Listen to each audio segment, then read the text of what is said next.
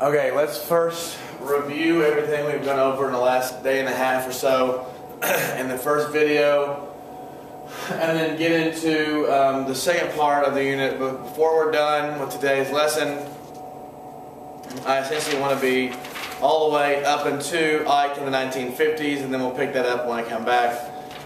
So you should have a calendar today, so make sure you get a calendar. And make sure that during announcements, if he can't hear, or whoever the sub is can't hear the announcements, then I'm going to be asking about that. So please take that into consideration. And lastly, be sure to pay attention and take copious notes, because when we get done, we'll have a quiz over this, and you can use your notes but nothing else on the quiz. So anyway, be sure to take good notes, and this should last about 45 minutes or 50 minutes. Okay, all of the videos together. Let's remember the roots of the Cold War. After World War II is over, there are two remaining superpowers. There's America, there's the Soviet Union. The world is split into two. America wants to expand democracy, and the Soviets want to expand communism, and the two are opposing forces. America felt like that we had the right to expand. At Yalta, the Soviets had agreed to expand democracy on the Eastern Front. That the Eastern European nations that had been overtaken by Germany and then liberated by the Soviets would get their freedom. This was agreed to at Yalta. Remember when the Soviets renege on this and Stalin takes over those countries as a buffer, that's when Churchill gives his Iron Curtain speech, and sort of the world is formally in the Cold War, and the Soviets and the Americans are adversaries.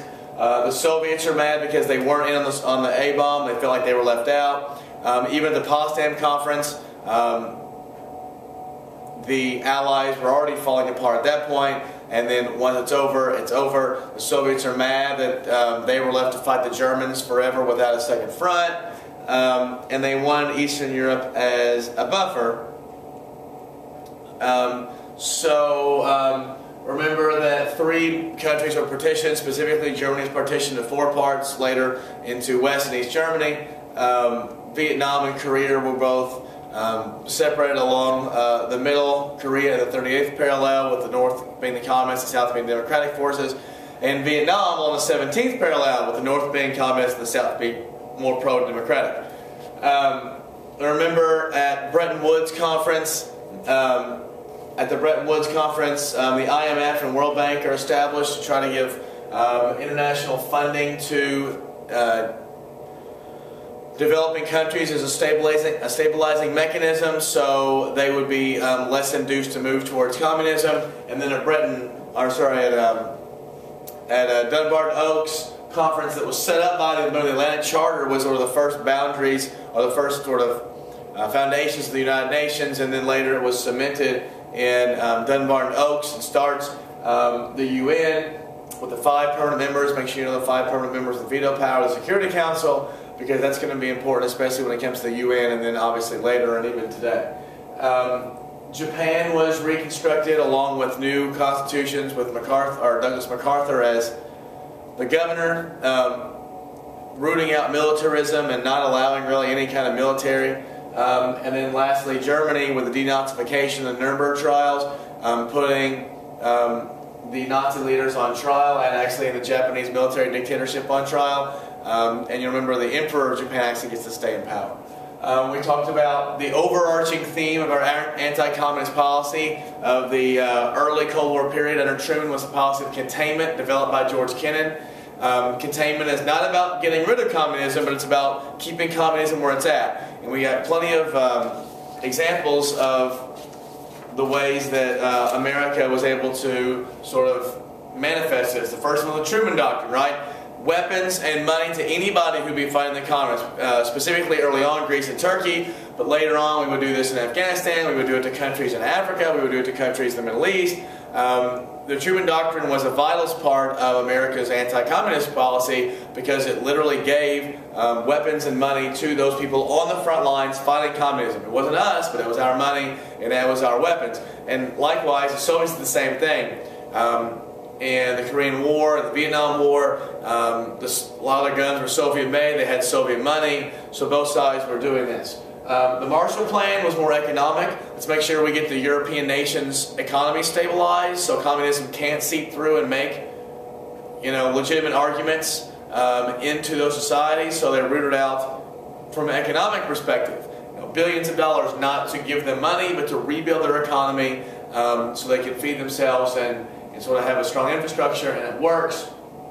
Go to the OAS, the Organization of American States, as a anti-communist sort of organization in the Western Hemisphere. We talked about the Berlin Airlift, the first time that we actually had to stand up and use our military or some sort of force when Stalin blockaded Berlin. We talked about the National Security National Security Act that established the Defense Department, established the CIA as ways to keep communism from moving before they were going to do anything, right? It's about being proactive. The Defense Department, creating that, we don't really talk about it. Creating the Defense Department as part of the National Security Act was about being efficient. The efficiency of the Defense Department was much more robust than having a War Department, a Navy Department, an Army Department, when you have a Secretary of Army, Secretary of the Navy, Secretary of the War, and they're not always on the same page. Under the Defense Department, it's much more streamlined, and it's responsive directly to the President, one person is.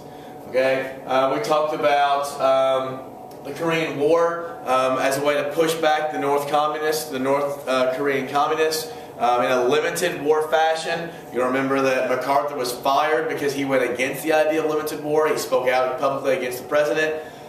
And one thing I didn't mention, but it's important to note, that when MacArthur was fired and Truman was investigated and then they agreed with him that he should have fired MacArthur, this really cements in the modern era, specifically in the Cold War era, that the civilian-led presidency, so the civilian-led military is a important foundation for our government, and it works, right? If the other generals would have been way too scared to get rid of MacArthur, but Truman wasn't, and this legitimizes the civilian control of the armed services. We talked about the second administration for Truman when Dean Acheson was Secretary of State. Secretaries of State are going to become huge players in the international scene.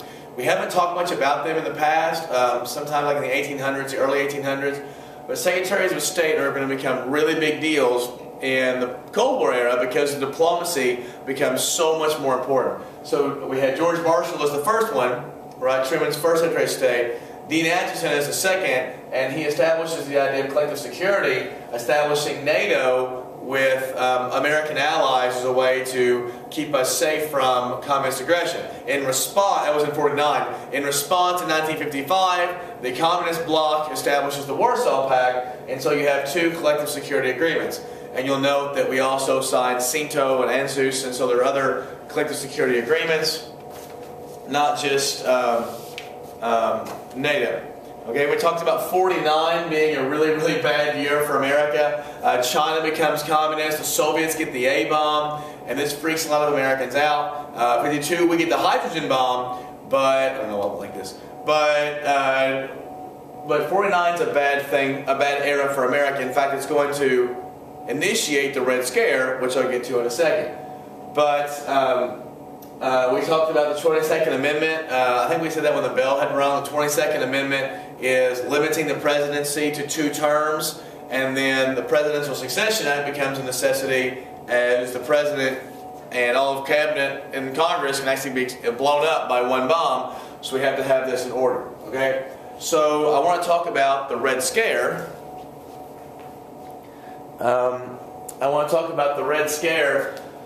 The second Red Scare is much more severe than the first Red Scare. You'll remember the first Red Scare manifested after World War I, when the Soviet Union actually formed, and there was this fear of Bolshevism moving to America. We had Palmer Raids, we had the Sacco Vanzetti trial, we had anti-immigration feelings, we had the rise of the KKK going along with this.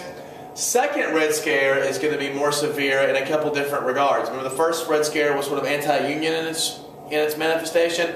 There is definitely an anti-union feeling, the second Red Scare, But there are three main reasons, two specific, but three main reasons why this Red Scare is able to be so strong. The biggest reasons, what makes it start, is China becoming communist, which Truman is blamed for China becoming communist. He always said, you know, he really couldn't control what happened in China, but he was blamed for it. And then the Soviets getting the A-bomb, huge sweeping paranoia sweeping through America as people think that you know, the Soviets are gaining in so much power, and it's not going to be long until they overrun us. And so as paranoia sweeps through, and lastly, and a really big deal, is this was a political opportunity for Republicans to take over the White House, right? FDR had won the Democrats had 4 straight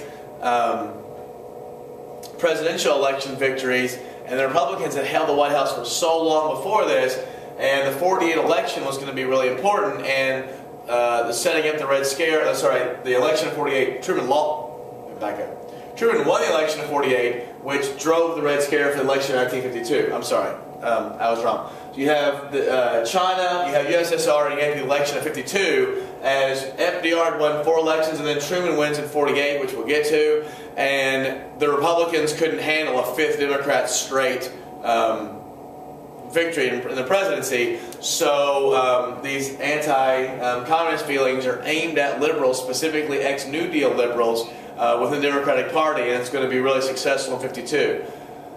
But let's talk about it. There is an anti-union hysteria sort of sweeping through America. Unionism was really on the rise during the war, actually right before, after the Wagner Act, the New Deal, and then during the war, and then right after the war, the AFL was really popular and powerful, the CIO was powerful, and some of the conservatives that came to power in 46, specifically Southern Democrats and the Northern Republicans, became pretty anti-union in their stance. They thought the unions were getting way too much control and way too much power, and so a bill is passed called the Taft-Hartley Act.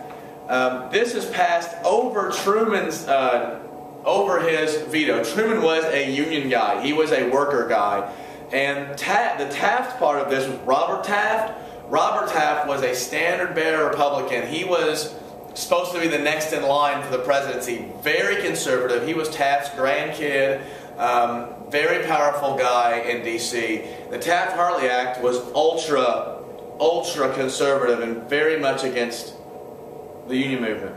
What it called for was, actually it was in response to lots and lots of strikes going on after the war. John Lewis, who was on your AP exam the other day, John Lewis was the organizer of the United Mine Workers. They're continuing to strike after the war, and a lot of these conservatives are thinking these union organizers, these unions are getting way too much power. So, in an attempt to resist this, the Taft-Hartley Act is passed, and it's a response to the powerful labor unions. Its provisions are, number one, the government can, if it wants, intervene in it's still around, can intervene in a union strike and call for an 80-day cooling off period where management and labor can get back together and negotiate. And usually this takes this wind out of the sails of the unions who are using the strike as their one, sort of mechanism for change. So it takes away the power to strike, and it also says that that closed shop unions where you have to be in the union, everyone has to, are illegal. Now, union shops will still be available where if you become a member of a business, you can join. You have to join the union. But closed shops where everyone, regardless if you're in there already or not, has to be in the union, that was outlawed. Moving forward, the conservatives also passed laws called right to work laws. Now that sort of sounds like pro-labor. It's not. It's anti-labor movements. What that means is there are 15 states today, that was 54 today, there's about half the states, almost all in the South, that are very anti-union in this law, saying that it is illegal to have a business that you have to join the union. An example is Kroger. Here in Kentucky, we are not a right-to-work state. And most northern states aren't. Kentucky's actually sort of unique as a southern state that's not one. But if you join Kroger, if you get hired at Kroger, you have to join the union because it's a closed shop or a union shop. Other states in the South don't have that, and it really reduces the power of unions. So Taft-Hartley Act did that, and when we come back, we'll start talking about the rest of the Red Scare.